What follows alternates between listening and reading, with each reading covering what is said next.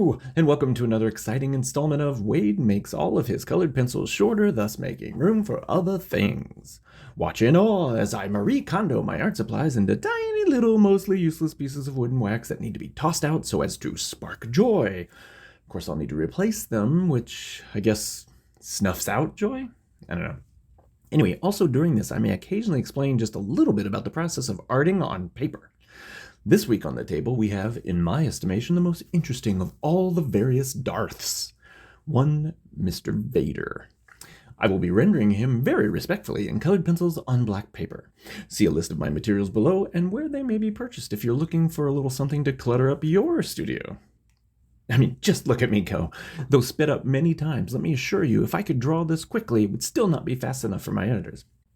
Anyway, to begin, I cobbled together a sketch based on various references I dug up either online or while watching one of my 2.5 favorite Star Wars movies. Now, if you worked on any of the other movies, well done you! I know it must have been a labor of love and quite satisfying.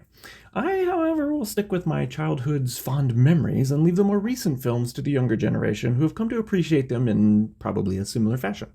After getting a sketch out of me that at the very least doesn't make me rich, you see, artists are often notorious for not liking their own work, I then began the tedious process of covering the back of the paper in white pencil.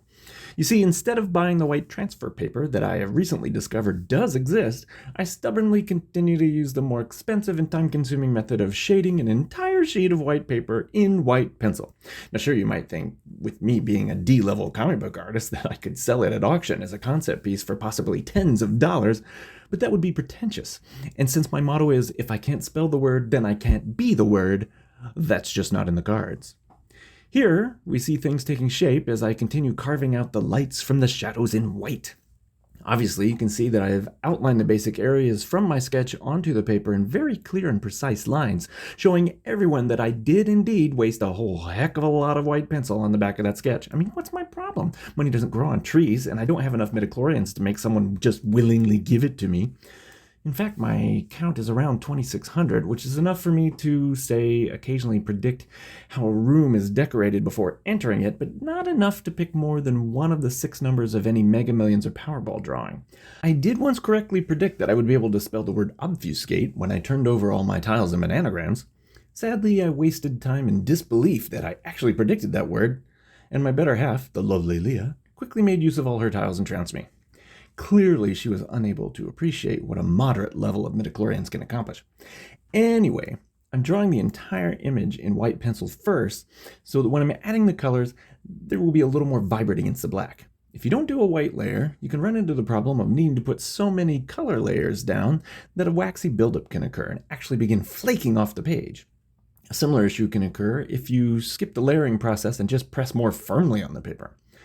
What you actually have to do is use the force, but don't force it, if you see what I mean. And by that, I mean trust the process. Of course, there are a lot of processes. There are other ways of doing this, and I'll be playing with some of them in future videos. Another way to go about this is to use sponges or brushes to apply a layer of white acrylic paint to the page and work up from there. But every method has its own surface-altering effect, and if you like what the texture of the paper you're using is bringing to the party, then you'll have to be very careful about how much paint you're covering it with. But that also is for another day. You may notice here that the little white nubbin of a pencil is now partially sheathed in an extender, an ingenious device whose primary purpose is to keep my hands from cramping while continuing to create magic and stave off the need to spend more money for as long as possible. Now, if you can hold on to the sliver of a pencil and use it without any ill effects, you're either very young or gifted in ways I can only dream of. Either way, good job being you!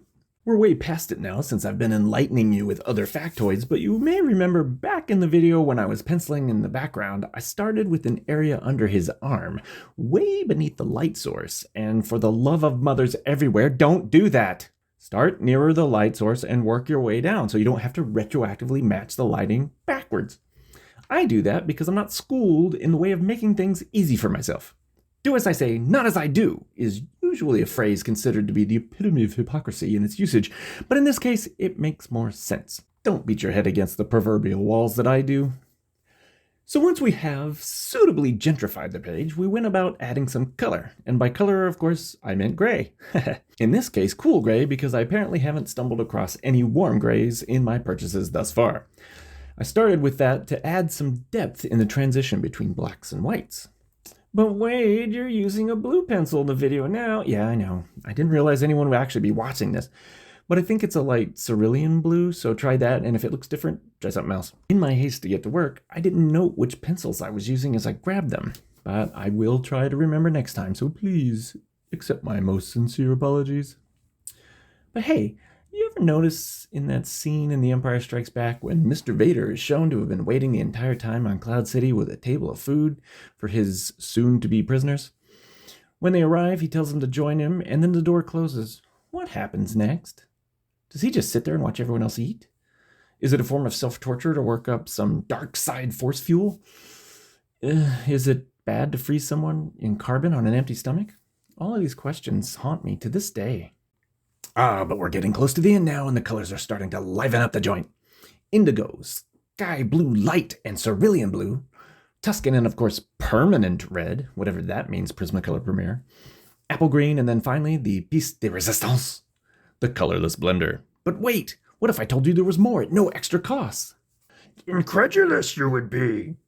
For that sweet, sweet bright white, the Unaposta white marker for making all the best white marks. So, if you like what you see and have enjoyed my work over the last several decades, thank you very much. I do commissions and many conventions, so hit me up in the various social medias or reach out to my agent, Jason at essentialsequential.com for pricing and availability. Please like and subscribe so I can keep making more art and present it here, and comment with any questions, critique, or information below. Finally, please enjoy my Ode to the Imperial March by the incomparable John Williams. May he never hear how I have sullied his wondrous work of art. So for your listening enjoyment, here is Wade and the Midichlorians. Stay positive, people.